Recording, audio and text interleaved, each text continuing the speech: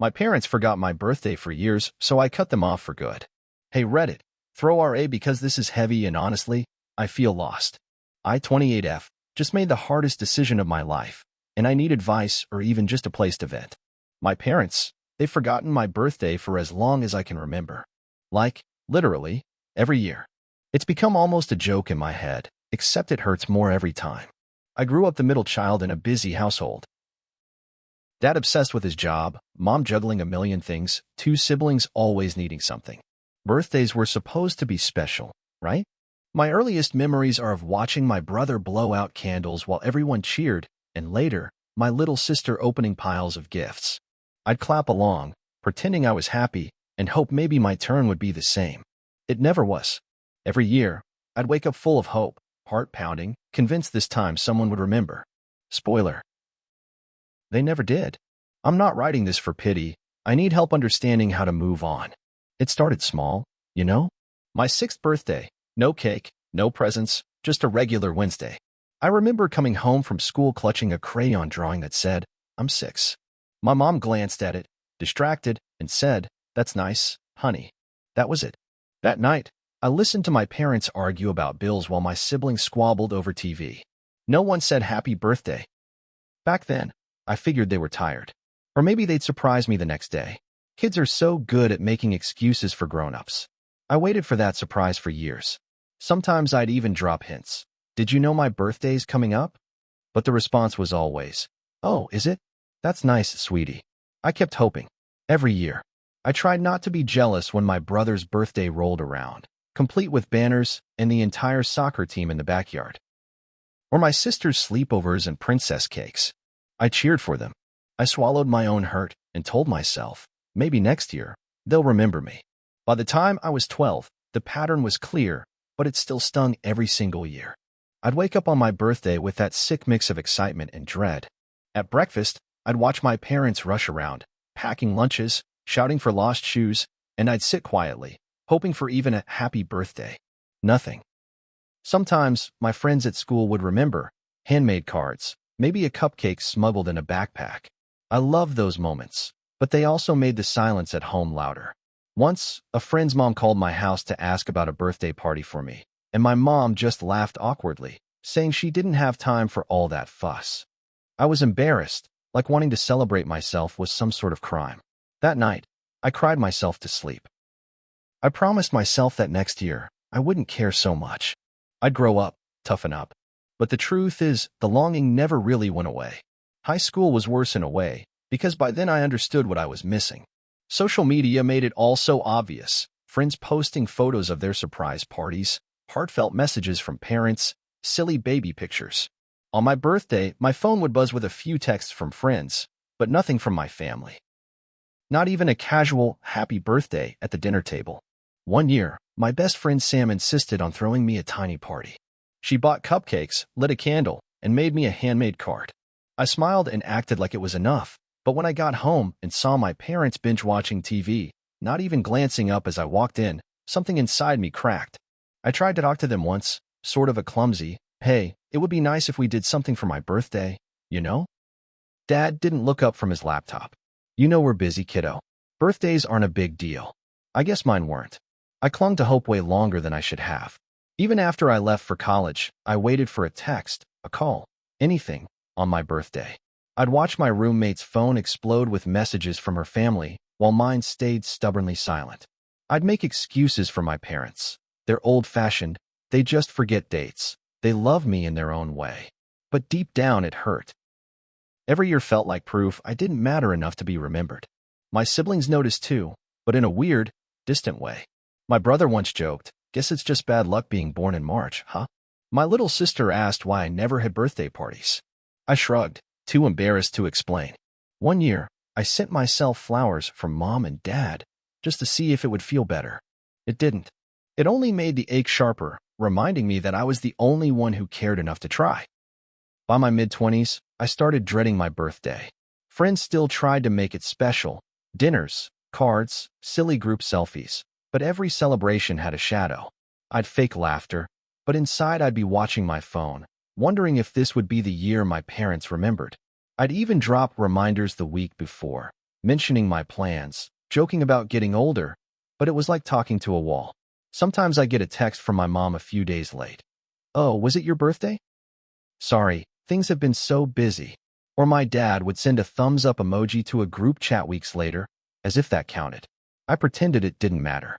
I laughed it off, told my friends it was just how my family is. But with every year, the weight of being invisible in my own family pressed down harder. The longing had twisted into resentment and shame. I wondered if I was asking for too much, if wanting to be seen and celebrated, even for one day, made me selfish. Last year, I tried something different. I decided not to remind anyone, not my parents, not my siblings. I wanted to see what would happen if I let things unfold naturally. My friends took me out for brunch and made a big fuss, which honestly meant the world. But as the hours passed, my family's silence felt louder and heavier. That night, I sat alone in my apartment, scrolling through old photos. I found a picture of me at 8, staring hopefully at a store-bought cake with no candles, my parents out of frame. The ache in my chest was sharp. I realized I was still that kid, waiting for someone to show up, to care enough to notice. I called my mom, voice trembling.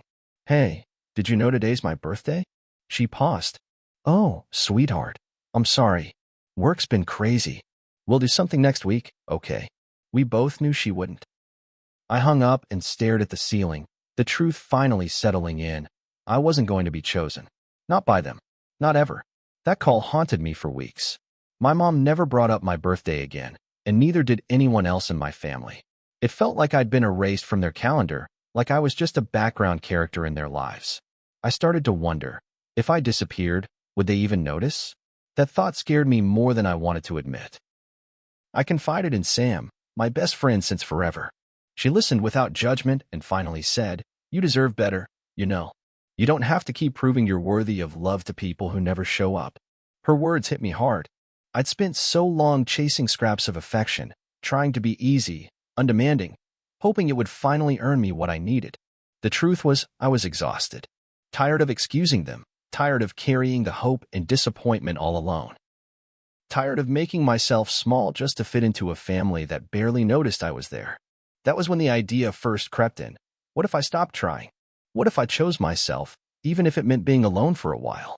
The months rolled on, and I tried to distance myself emotionally, but it's hard to undo a lifetime of craving your parents' approval. I still called on holidays, still sent birthday texts to my siblings, still answered when my parents needed something. But each conversation felt emptier, more strained. I noticed how much of my energy went into pretending I was fine, hiding how much I needed them to care. Then came my birthday this year. I told myself I wouldn't expect anything. I planned a quiet night with friends, a movie, nothing big. But all day I waited. Noon passed. Evening came. Not a word from my parents or siblings. Not even a lazy, belated text. I blew out the candles Sam brought over and laughed with my friends. But inside, something finally snapped. After they left, I stared at my phone, willing it to light up. It didn't. The loneliness was overwhelming, but so was the clarity. This was never going to change, not unless I did something about it.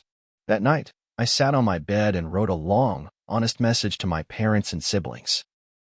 I told them how much it hurt to be forgotten year after year, how exhausting it was to keep hoping for something so small and reasonable.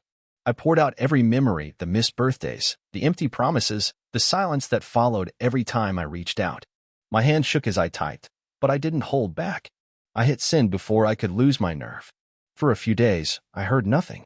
Then my mom replied, her message short, "Sorry you feel that way. We're all busy, but we still love you." My dad never responded at all. My brother sent a shrug emoji, and my sister texted, "You know Mom and Dad aren't great with dates. Don't take it personally." Their words felt like a punch to the gut. After everything, they still didn't get it. I realized maybe they never would. Maybe it wasn't about me not being enough. Maybe it was about them not knowing how to be what I needed. That hurt, but it was also strangely freeing. The weeks that followed were rough. Part of me wanted to backtrack, to apologize and smooth things over, fall back into old habits. But I didn't. I stopped initiating calls, stopped sending the first text, stopped offering up pieces of myself for scraps of attention. The silence from my family was deafening at first, like a void I'd never felt so clearly before. Sam checked in on me constantly, inviting me to dinner, reminding me to be gentle with myself. Other friends stepped up too, sending goofy memes, surprising me with coffee, just showing up. I started to realize that love didn't have to be begged for, that family could be chosen, and that my needs weren't too much. They were just unmet by the wrong people. It wasn't easy. There were days I felt racked with guilt, like I was betraying my family. But every time I looked back at years of being forgotten, I knew I was finally doing something right for myself. For once, I was choosing me. Word eventually got around to the extended family. My aunt called, confused and concerned. "Why haven't you come by? Your mom said you're upset about something silly." I took a deep breath and told her the truth, expecting dismissal or another guilt trip. Instead, she was quiet for a long time. "I'm sorry," she finally whispered. "I always noticed, but I didn't know how much it hurt you." That call stuck with me. For the first time, someone in my family actually saw me. Saw the pain I'd been carrying around. She invited me over for dinner and baked me a cake, complete with my name in bright frosting. It was simple, but it made me cry. I realized I'd spent so long accepting crumbs that even the smallest gesture of real care felt overwhelming.